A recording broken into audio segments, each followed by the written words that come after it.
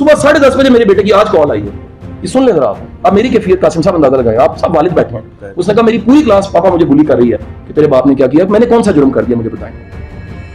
यार किसी के दर्द को महसूस कर। पाकिस्तान के नंबर 1 मोटिवेशनल स्पीकर कासिम अली शाह, जो बेहतरीन स्पीकर भी हैं और हमारे उस्ताद भी। उस्ताद मोहतरम से इंतहाई अदब से इख्तलाफ की जसारत की जा रही है।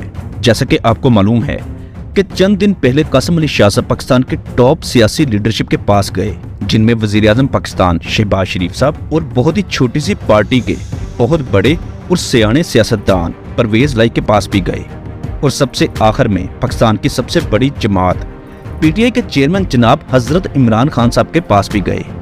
इमरान खान साहब के पास जब गए तो उनका इंटरव्यू किया। बहुत सारे सवालात उठने लगे। सोशल मीडिया पर कासिम अली शाह साहब के अंदाज पर गुफ्तगू की गई और उनकी बॉडी लैंग्वेज पर सवालात उठे। हमारे लिए हैरानगी वाली बात थी कि कासिम अली शाह, जो अब तक सैकड़ों अदारों के सरबराहों को पढ़ा चुके हैं, हजारों की तादाद में लेक्चर्स हैं, बहुत बड़ी सोशल मीडिया टीम है और सोशल मीडिया की बहुत बड़ी फर्म चला रहे हैं, जो अपने एक लेक्चर का कई लाख रुपए मुआवजा लेते हैं। कॉन्फिडेंस कैसे बिल्ड किया जाता है उसके मुतालिक बताते हैं, खुद पर कैसे कंट्रोल किया जाता है ये भी समझाते हैं। इंसान की बॉडी लैंग्वेज किसी भी इंसान की शख्सियत जांचने में मददगार साबित होती है। वो ये भी बताते हैं self confidence, emotion control, anger management, stress management और सक्सेसफुल बिजनेस करने के तरीके, ये सब कुछ अपने लेक्चर्स में बताते हुए नजर आते हैं। और सबसे बढ़कर सेल्फ रिस्पेक्ट कैसे गेन की जाती है। कासिम अली शाह साहब को इन सब सब्जेक्ट्स में चैंपियन समझा जाता है।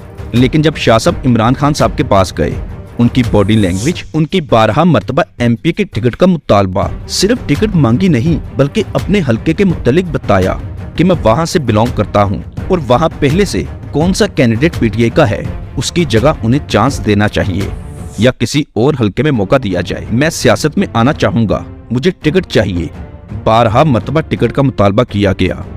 इस इंटरव्यू के एक मौके पर ऐसा महसूस हुआ जैसे कासिम अली शाह साहब इंटरव्यू करने नहीं बल्कि टिकट मांगने गए थे। इस इंटरव्यू का इख्तिताम भी टिकट देने के वादे पर हुआ।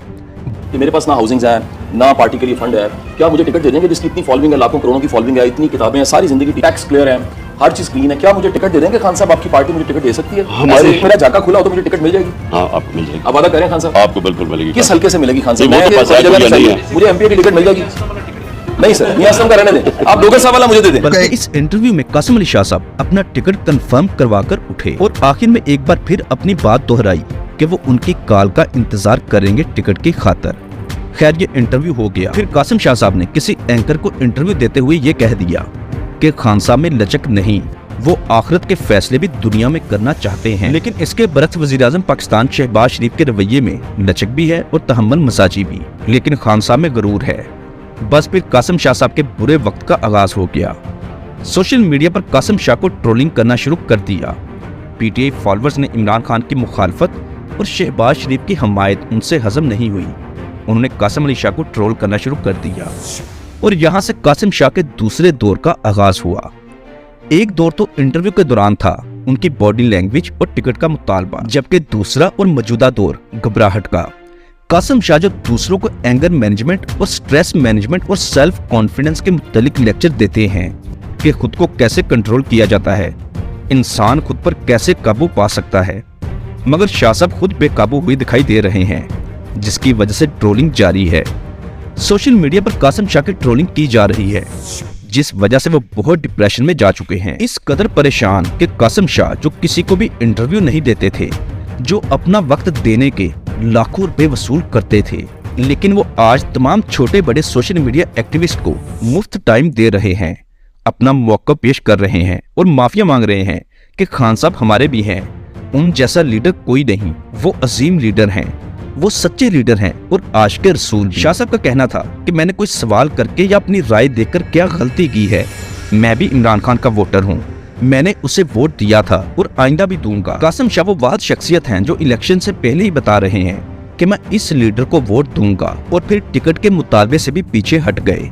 उसकी मंतक ये पेश की गई कि वो सिर्फ यूथ को बताना चाहते थे कि कोई भी आम इंसान टिकट मांग सकता है, उसको इलेक्शन में आना चाहिए। इस मौके पर हमारा एक सवाल है कि क्या कासिम अली शाह एक आम इंसान है? क्या वो गरीब इंसान है जब खुद पर बात आई तो आम इंसान बन गए और गरीब भी। आप देखें कि कासिम अली शाह साहब जैसे आम इंसान को बुलाने और उनसे 1 घंटा लेने के लाखों रुपए दिए जाते थे। ये संदीप महेश्वरी थोड़ी है जो ना तो अपने लेक्चर के कोई पैसे लेते हैं, ना उन्होंने अपनी मोनेटाइजेशन ऑन की है और ना कभी किसी के पास गए हैं। सब कुछ फ्री ऑफ कास्ट कर रहे हैं। लेकिन हमारे कासिम शाह साहब ऐसे नहीं। शाह साहब अपने एक मिनट का पैसा वसूल करते हैं क्योंकि वो टाइम मैनेजमेंट करना भी जानते हैं। लेकिन अब कासिम शाह साहब का इतना मुआज़त ख्वार रवैया क्यों? अगर कासिम शाह साहब ने हक सच की या कोई सवाल किया है तो उस पर क्यों माफिया मांग रहे हैं?